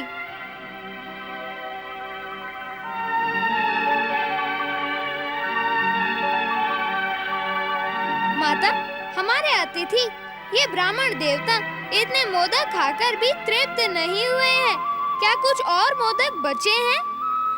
ब्राह्मण अतिथि को भूखा लौटाना उचित नहीं होता। ये भूखे क्यों जाएंगे? मैं अभी लेकर आती हूँ। माता अन्नपूर्णा की कृपा से हमारे आश्रम में भोजन, अन्न और भोग की कोई कमी नहीं है।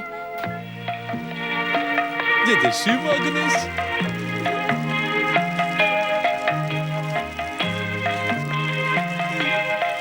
गणेश भक्तों की सहायता करने का जो संकल्प तुमने किया था, उसे भूलकर इधर उधर न भटको दयासुर। जो आज्ञा स्वामी। प्रणाम गौरीपुत्र। जय जय श्री महागणेश। गौरीपुत्र, दयासुर के सामने मैं तुम्हें सूचना नहीं दे सकता था। मैं सुलोचना दीदी का छोटा भाई बन गया हूँ। भाई को बहन मिल गई और बहन को भाई, फिर तो सभी समस्याएं समाप्त हो गई।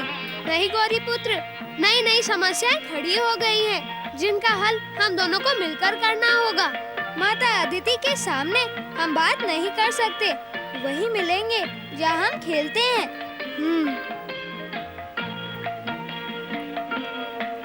खेलने कूदने की आयु में तुमने वैराग्य क्यों धारण कर लिया?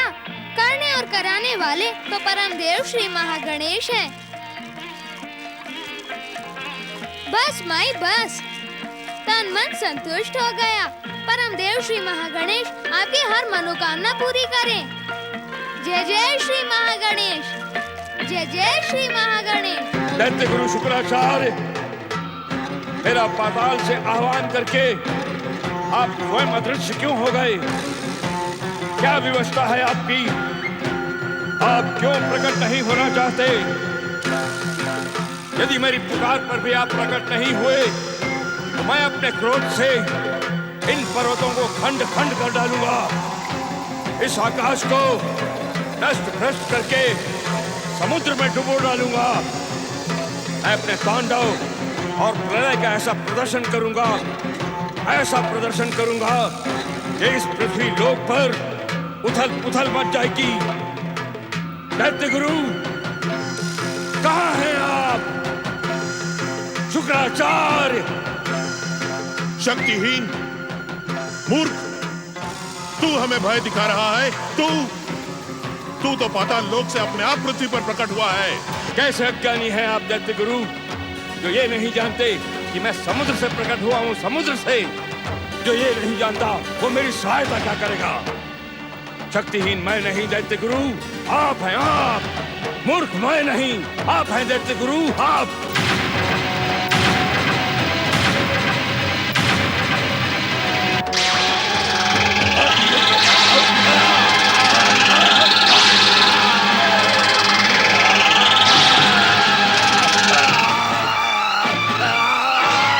ओम नमः शिवाय।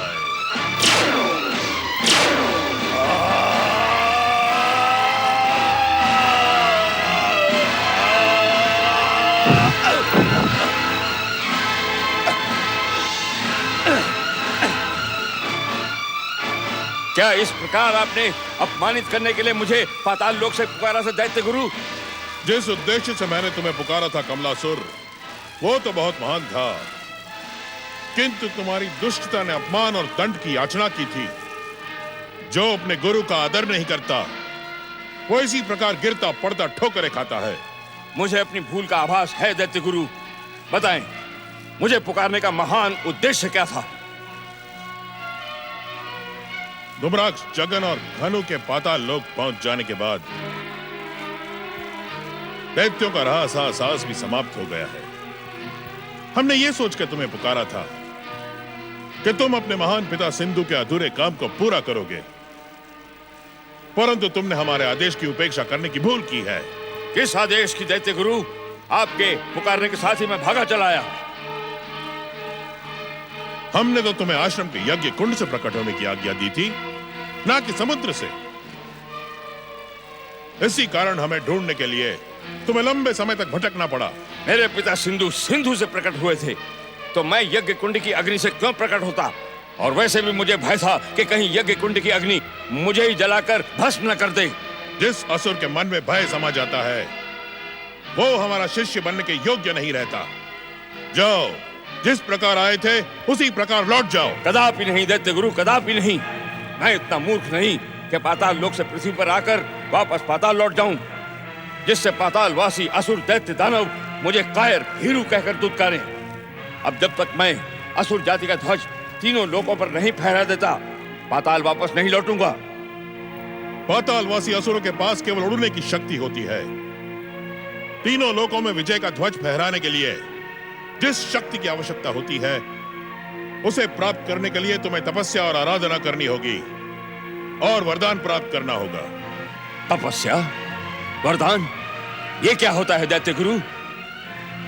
अपनी प्रचंड तपस्या से अपने आराध्य को प्रसन्न करके तीनों लोकों के साम्राज्य के साथ इच्छित वरदान प्राप्त करो कमलासुर। मेरा आराध्य कौन है? तुम्हारे ही नहीं, पाताल में जन्म लेने वाले हर दैत्य दानव और असुर के आराध्य विश्वेश्वर भगवान शिव शंकर हैं। आओ मेरे साथ बैठकर शिव आराधना प्रारंभ करो।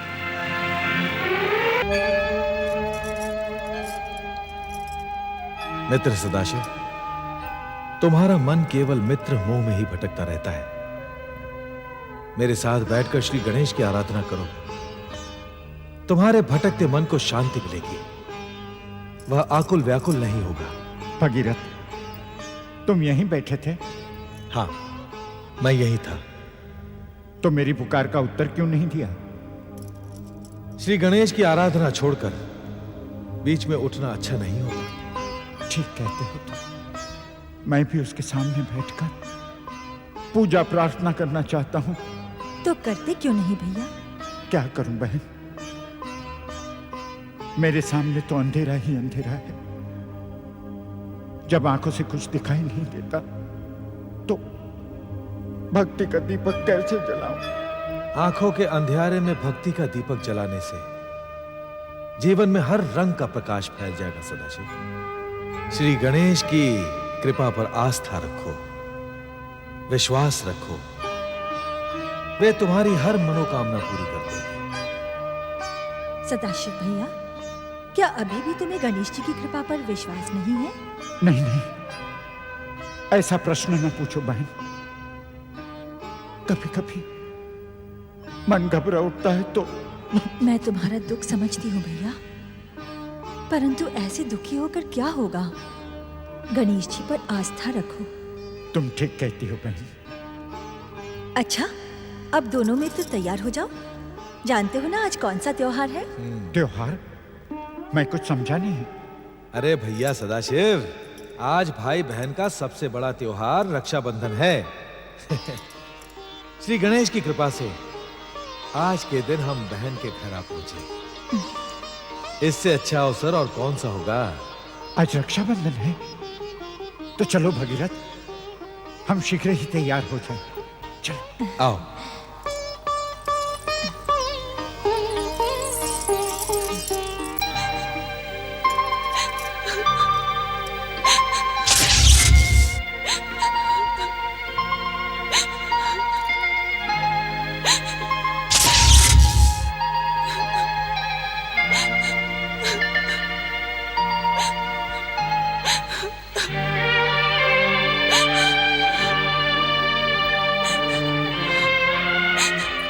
जय जय श्री महागणेश।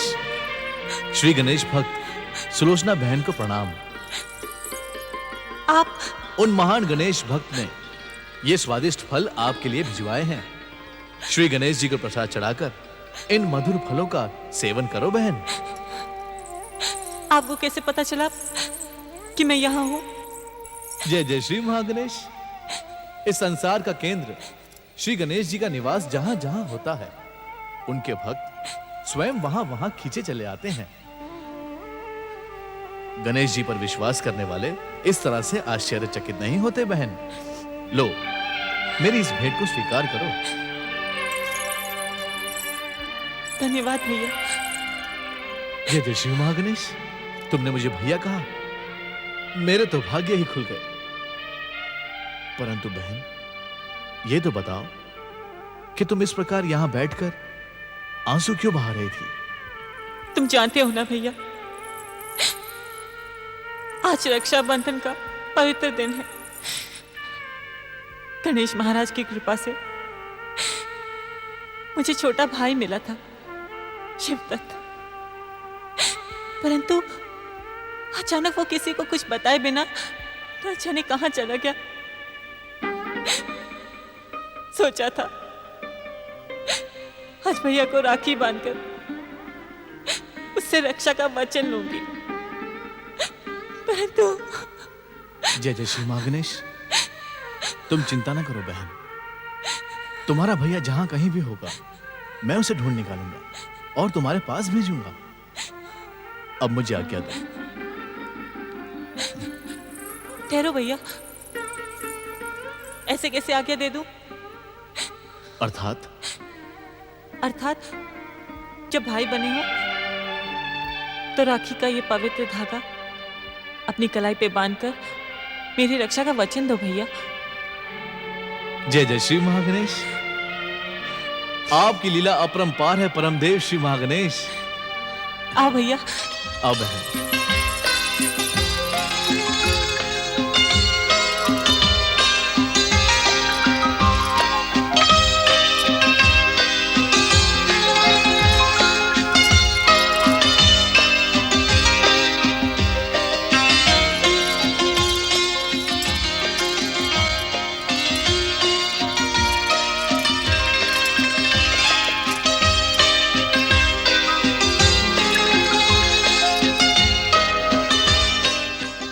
मैं तुम्हें तुम्हारी रक्षा का वचन देता हूं, परंतु इस समय मेरे पास तुम्हें देने के लिए कोई उपहार नहीं है। उपहार तो तुम मुझे पहले ही दे चुके हो भैया। ये स्वादिष्ट फल जो किसी भी उपहार से बहुमूल्य है। अब तो तुमने मुझे रक्षा का भी वचन दे दिया है। अब अपने वचन की रक्षा के लिए मेरे भैया शिवदत्त को ढूंढ कर ले आना। अवश्य बहन, तुम्हारा कल्याण हो। गौरीपुत्र, समस्या केवल सुलोचना दीदी के विवाह की नहीं है, सदाशिव बाबा के जीवन में छाए अंधेरे की भी है। मैं जानता हूँ सदाशिव बाबा के मन में अब भी उलझन है। भक्ति की शक्ति और चमत्कारों से भी उनके मन में अब तक गणेश भक्ति का प्रकाश नहीं फैला है। महोत्कट नहीं, शिवदत्त। इस स्वरूप में मेरा नाम शिवदत्त है गौरीपुत्र। शिवदत्त कहो या महोत्कट, बात तो एक ही है ना। एक होते हुए भी अनेक हैं, क्योंकि शिवदत्त तुम्हारे और महोत्कट के समान गजमुख नहीं है। हमारा गजमुख स्वरूप अपनी माता की आज्ञा का पालन करने वाले पुत्र और पिता की कृपा का प्रतीक है। इसीलिए गणेश तत्व को गजमुख होना ही प्रिय है। भक्तों के कल्याण के लिए हम विभिन्न रूप धारण करते हैं, परंतु हमारा मूल रूप तो गजमुख ही है। तुम तो गंभीर हो गए गौरीपुत्र, मैं वास्तव में गंभीर हूँ। सुलोचना और सदाशिव बाबा की समस्या हमारे उपाय से अधिक कठिन है। यही तो कारण है गौरीपुत्र, मैं उन दोनों के साथ रहकर भी कोई कृपा नहीं कर पा रहा हूँ। अब हर बार तो चमत्कार का प्रयोग नहीं किया जा सकता ना। चमत्कारों से भक्तों के मन में विपरीत प्रभाव भी पड़ सकता है। वे अपने हर काम में चमत्कारों की आशा करके कर्तव्य से मुंह मोड़ सकते हैं। यही तो दुविधा है। चमत्कारों के कारण भक्त भक्ति से दूर होकर आलसी और आशावादी बन जाते हैं। फिर भी सुलोचना और सदाशिव बाबा को जीवन के इस मोड़ पर एक राह तो दिखानी ही होगी महोत्कट। प्रेमा देवी का महल एक सपने जैसा है। इस सत्य को जानकर क्या उन्हें दुख नहीं होगा? अवश्य होगा। इस सत्य को जानने से पहले ही हमें उन दोनों का कल्याण करना होगा। गौरीपुत्र, इन समस्याओं का समाधान अब तुम्हें ही करना होगा। सक्रिय रूप से सहायता तुम कर रहे हो और समाधान मैं करूं? हाँ गौरीपुत्र, क्योंकि मैं तो स्वयं शिवदत्त बनकर सुलोचना दीदी का छोटा भाई और इस कथा का पात्र बन गया हूँ। सच कहते हो, कथा के पात्र बनकर तुम उनके संघर्ष में बराबर के भागीदार बन गए हो। परंतु इन समस्याओं का समाधान निकल ही आएगा, तुम चिंता न करो महोत्कट। महोत्कट? ये बिना सूंड वाला बालक महोत्कट है? इस रहस्य को रहस्य बने रहने दो। अवश्य ही भक्तों का कल्याण करने के लिए महोत्कट ने ये रूप धारण किया होगा। महोत्कट और गौरीपुत्र की इच्छा तक इस सत्य को देवी अदिति से भी छुपाना होगा। तुमने देखा गौरीपुत्र, माता अदिति मेरा स्वर और मेरी आंखें पहचान कर भी पहचान न पाई।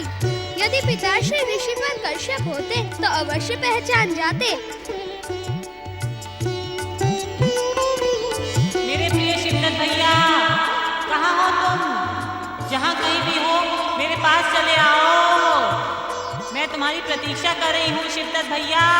शिवदत्त, आप तुम इस कथा के केवल पात्र ही नहीं नायक भी बन गए हो, और नायक का कर्तव्य होता है कि हर एक सूत्र को जोड़ता रहे। मैं कुछ समझा नहीं गौरीपुत्र, तुम्हारे समझने के लिए केवल इतना ही पर्याप्त है कि इस करुण पुकार को अनसुना न करो। इस पुकार को अनसुना करने का तो प्रश्न ही नहीं उठता गौरीपुत्र। भक्त की पुकार सुनकर भगवान निश्चिंत तो नहीं रह सकते। मुझे जाना ही होगा। तुम माता का ध्यान रखना, उन्हें किसी भी प्रकार का कष्ट ना हो।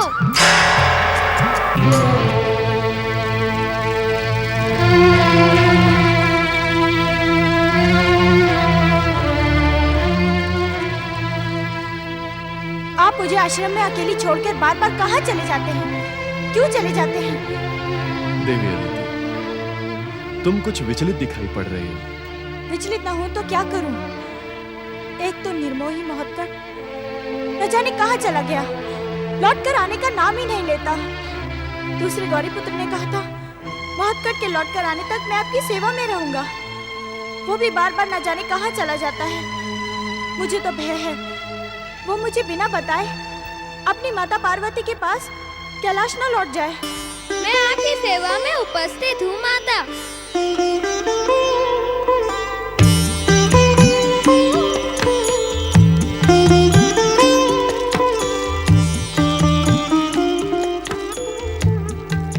बिना आपकी आज्ञा के मैं कहीं नहीं जाऊंगा।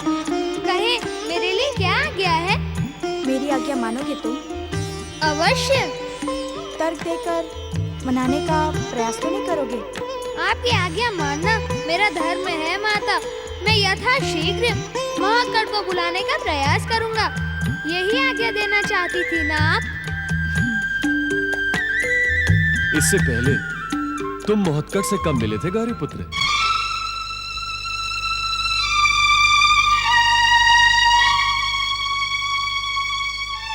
ऋषिवर के प्रश्न का उत्तर दो गौरीपुत्र।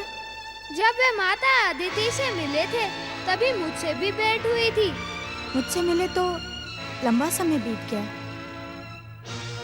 महोत्कट माता अदिति से कब मिले थे गौरीपुत्र? यह आप भली भांति जानते हैं ऋषिवर। माता अदिति, आप और अधिक चिंतित न हो। महोत्कट श्री गणेश आपसे मिलते रहे हैं और मिलते ही रहेंगे। ऋषिवर, मंगल मूर्ति श्री गणेश का कथन क्या आपकी समझ में आया? मुझे तो कुछ भी समझ में नहीं आया। श्री महागणेश के अवतार बुद्धि निदान श्री गणेश की लीलाओं के समान इनकी बातें समझना सरल नहीं है देवी, परंतु इनके वचन पर विश्वास रखो। कैसा वचन? महोत्कट के जो मिलने की बात गौरीपुत्र ने कही है वो केवल बात नहीं है देवी, गौरीपुत्र का वचन है। इसलिए तुम भी अब निश्चिंत हो जाओ। माता, मैं भी तो आपके पुत्र समान हूँ। जो महोत्कट का रूप है वही मेरा भी है। फिर आप मुझे पुत्र समान स्नेह क्यों नहीं करती? आपके इस व्यवहार से मुझे दुख होता है माता।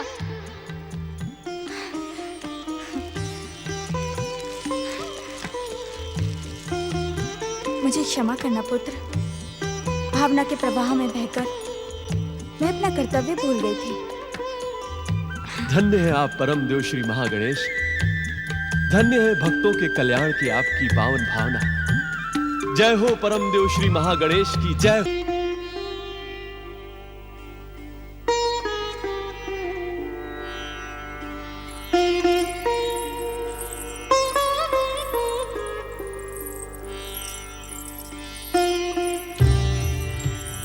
बेटी सुलोचना, ये कैसा विचित्र हठ ठान लिया है तुमने? ये हट नहीं बुआ, संकल्प है। अपने भाई को लौटाने का संकल्प। तो क्या जब तक शिवदत्त लौटकर नहीं आएगा तुम अन्न जल ग्रहण नहीं करोगी? नहीं बुआ। देखो बेटी, मैं पहले भी कह चुकी हूँ, फिर कहती हूँ, शिवदत्त का कोई ठिकाना नहीं है। वो कब कहाँ जाता है, कब आता है, किसी को पता ही नहीं चलता। यदि वो ना लौटा तो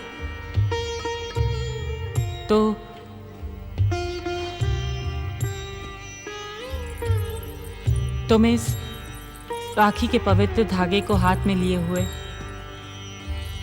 बिना अन्न जल ग्रहण किए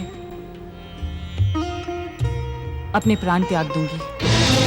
गंग गंग गंग गंग, ये तुम क्या कह रही हो बेटी? सच कह रही हूँ बुआ। मैं प्राण त्याग सकती हूँ, अपना संकल्प नहीं। परंतु मुझे विश्वास है मेरा शिवदत्त भैया इतना निर्मोही नहीं है। अपनी बहन का मान बढ़ाने के लिए वो आएगा, वो अवश्य आएगा। मेरी बात मान लो सुलोचना, इस संकल्प को त्याग दो।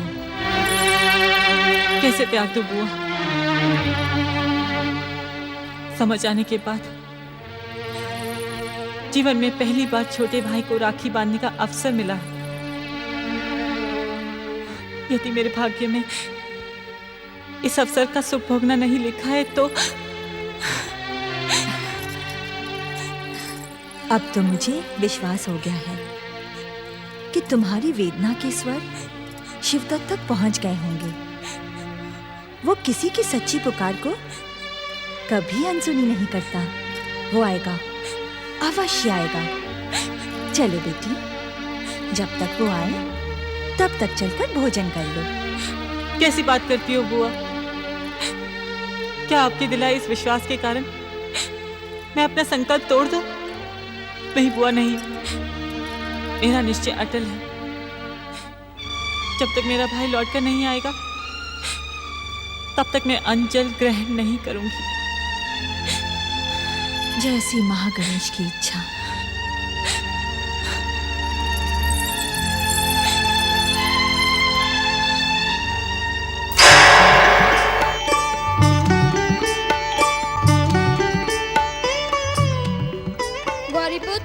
गौरीपुत्र, मेरी बात सुनो गौरीपुत्र। तुम तो माता अदिति के पास आश्रम में रुकने वाले थे, क्या कैलाश लौटकर जा रहे हो?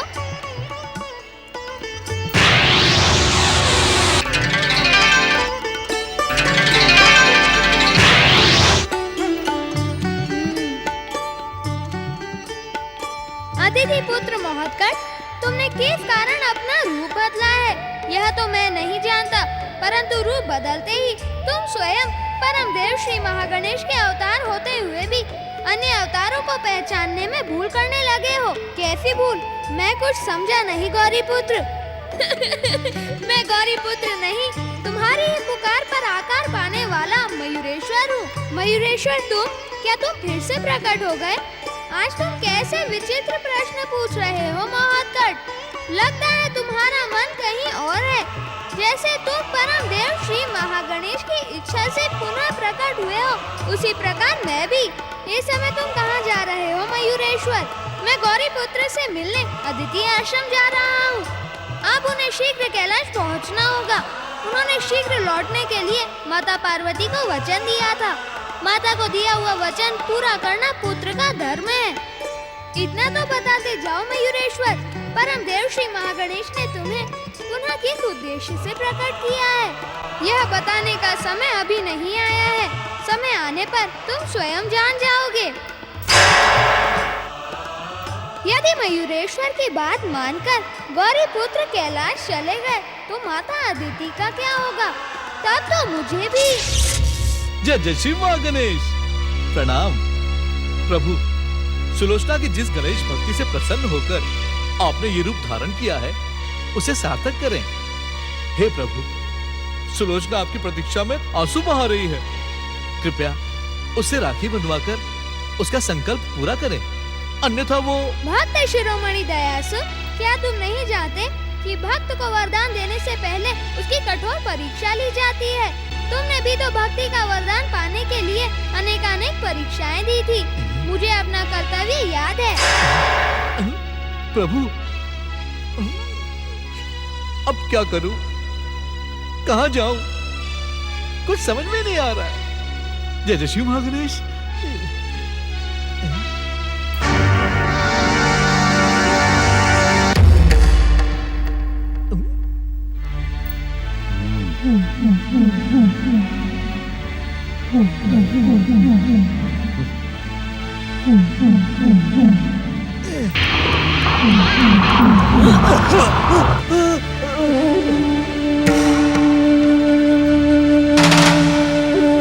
जय जय श्री महागणेश।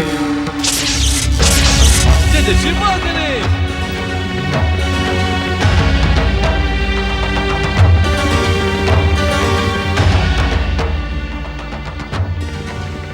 दुष्ट अत्याचारी युवकों, एक सोते मनुष्य पर घात लगाकर वार करना चाहते हो? यदि परमदेव श्री महागणेश की इच्छा से मैंने देखा ना होता तो ये बेचारा तो अब तक यमलोक पहुंच गया होता।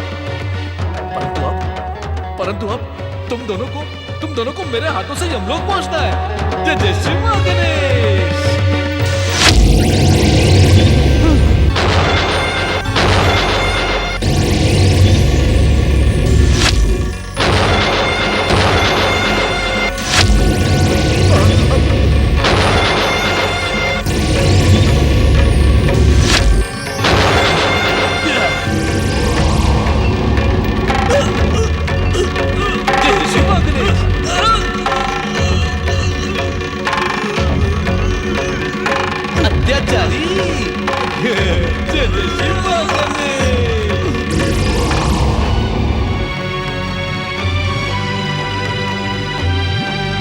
जय जय श्री मां गणेश।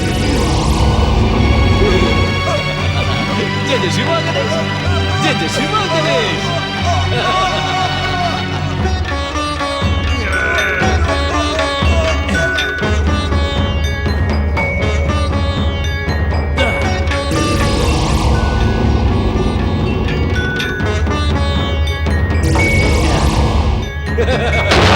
जय जय शिवा गणेश।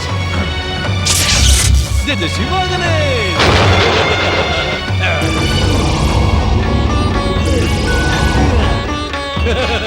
जय जय शिवा गणेश। जय जय शिवा गणेश। क्षमा कर दीजिए साधु महाराज, हमें क्षमा कर दीजिए, हमसे बड़ी भूल हो गई। हम ऐसा पाप कभी नहीं करेंगे, हम पर दया करें। नहीं, तुम दोनों मेरी दया और क्षमा के योग्य ही नहीं हो। इस भयानक भूल का दंड तो तुम्हें भोगना ही होगा। जय जय आप कहेंगे तो हम इनसे क्षमा याचना कर लेंगे, परंतु आप हम पर दया करें। भगवान के लिए हमें एक अवसर और दे साधु महाराज।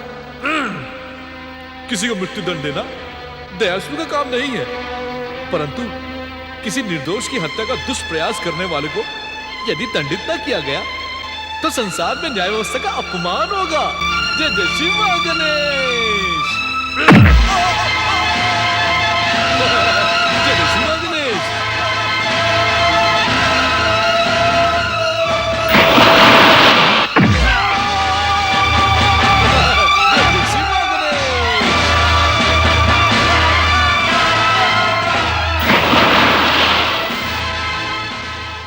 मेरे जीवन की रक्षा करने वाले जीवन रक्षक, आपको किन शब्दों में धन्यवाद दूं मैं?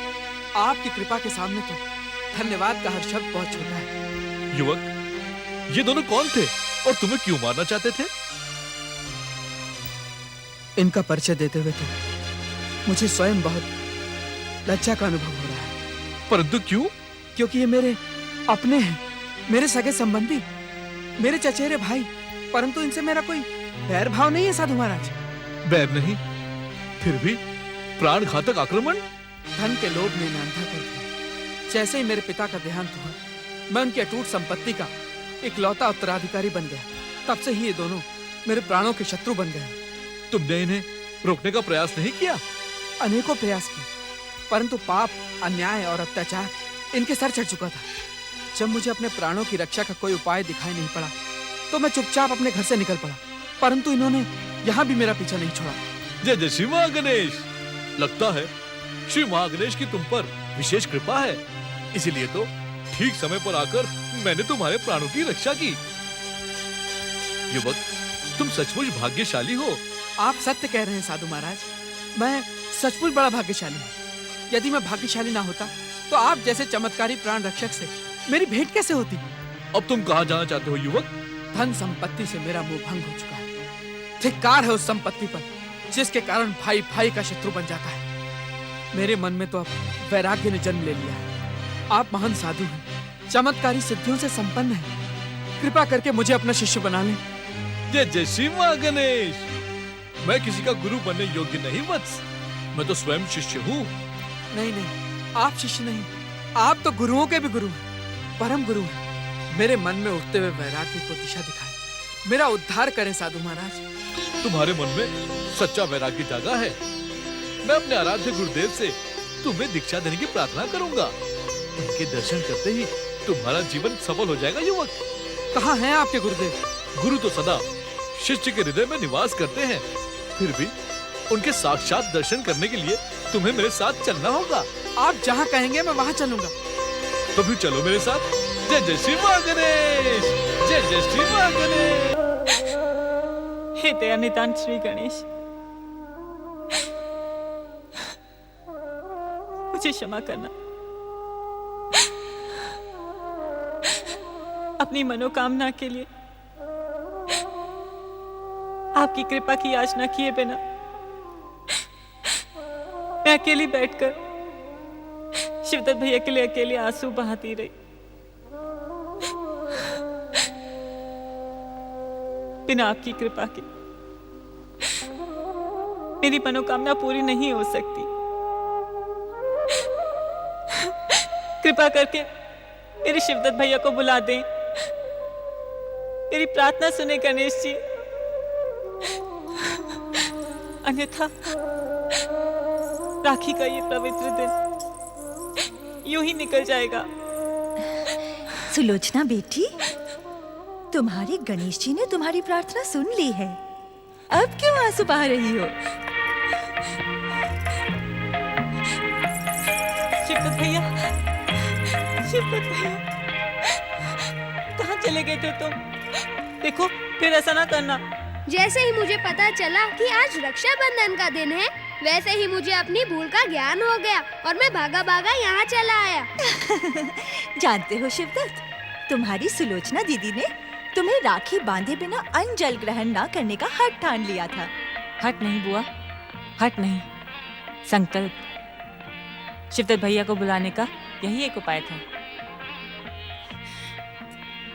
गणेश महाराज ने मेरी प्रार्थना सुन ली और शिवदत्त भैया यहाँ चले आए। चला तो आया बहन, परंतु अब शीघ्रता से राखी बांधो। जानती हो क्यों? क्यों? क्योंकि मैं दिन भर से भूखा हूँ। राखी बांधकर तुम भी खाओ और मुझे भी खिलाओ। मैंने कहा था ना सुलोचना, मेरा शिवदत्त कहीं भी जाए, कुछ भी करे, परंतु अपनी भूख पर अंकुश नहीं लगा सकता। अब शीघ्रता करो सुलोचना। जी बुआ जी, चलो भैया।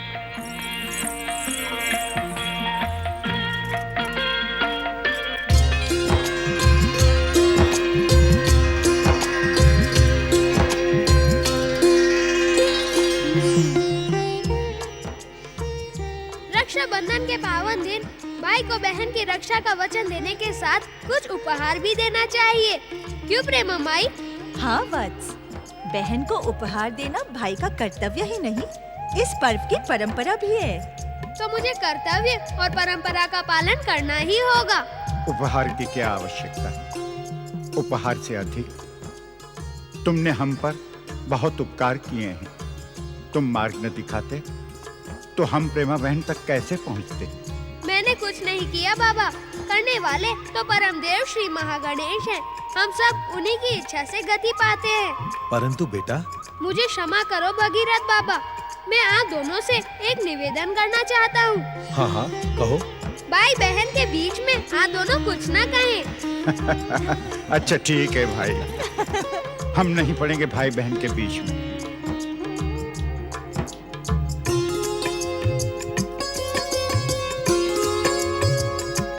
ये लो दीदी। नहीं भैया, मुझे क्षमा कर दो। मैं तुमसे इतना बहुमूल्य उपहार नहीं ले सकती। पहले ही तुम्हारे कितने उपकार हैं हम पर। ये बात मुझे राखी बांधने वाली मेरी प्यारी दीदी सुलोचना तो नहीं कह सकती। अरे दीदी, क्या तुम नहीं जानती, भाई बहन पर उपकार नहीं कर्तव्य निभाता है। फिर भी भैया मैं। दीदी, यदि तुम प्रेम से प्रसन्न होकर मेरा यह उपहार स्वीकार नहीं करोगी तो मैं यही समझूंगा कि तुम मुझे अपना छोटा भाई नहीं मानती। नहीं नहीं भैया, ऐसा ना कहो, तुम तो मेरे सबसे प्यारे भैया हो। तो फिर ये भेंट स्वीकार करो।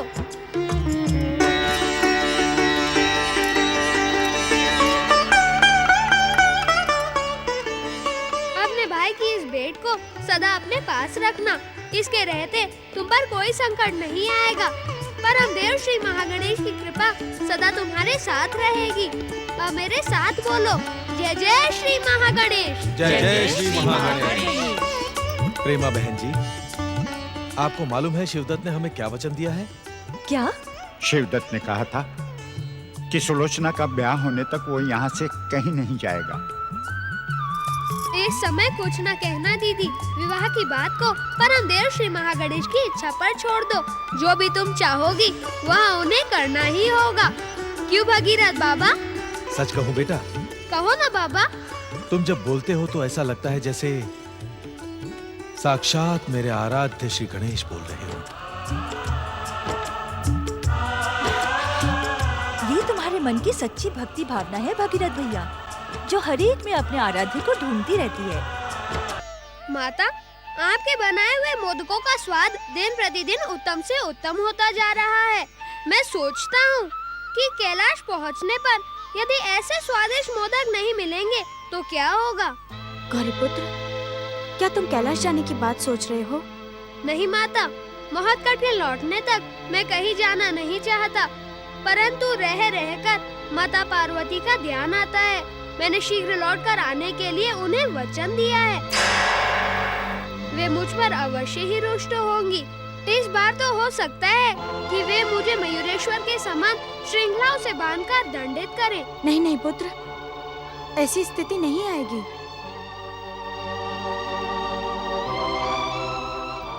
आएगी कैसे नहीं? आप माता पार्वती का रोष नहीं जानती। वे जब रुष्ट होती हैं तो किसी की भी नहीं सुनती। इस बार तो मुझे उनके रोष को शांत करना बहुत कठिन दिखाई पड़ता है। तुम माता पार्वती की बिल्कुल चिंता ना करो। मैं स्वयं तुम्हारे साथ कैलाश चलकर माता पार्वती को समझाऊंगी।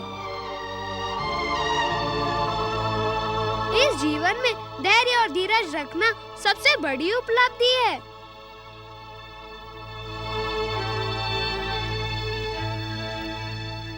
पुत्र, धैर्य और धीरज रखने का परामर्श किसे दे रहे हो? स्वयं को ही दे रहा हूँ माता। अपने मन से कह रहा हूँ कि धैर्य रखो। जब माता पार्वती के सामने जाओगे तो जो परम देव श्री महागणेश की इच्छा होगी वही होगा। तुम माता पार्वती की बिल्कुल चिंता ना करो। आवश्यकता हुई तो ऋषिवर भी हमारे साथ कैलाश चलेंगे। लो, तुम मोदक खाओ।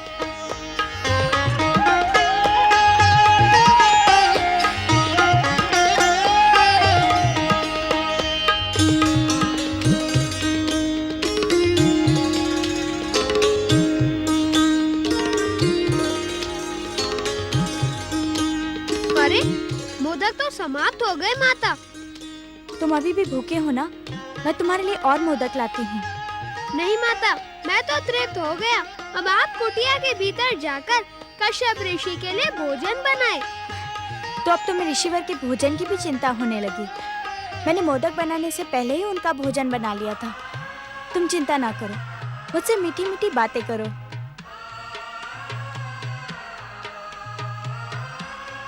किस सोच में पड़ गई गौरी पुत्र? माता, मैंने आपको मोदक के लिए रोककर उचित नहीं किया। यदि कुछ और मोदक हो। कुछ क्यों, सब कुछ। मैं अभी तुम्हारे लिए ढेर सारे मोदक बनाकर लाती हूँ। क्या आपको फिर से बनाने पड़ेंगे? मोदक बनाने में कितना समय लगता है? मैं अभी बनाकर लाती हूँ।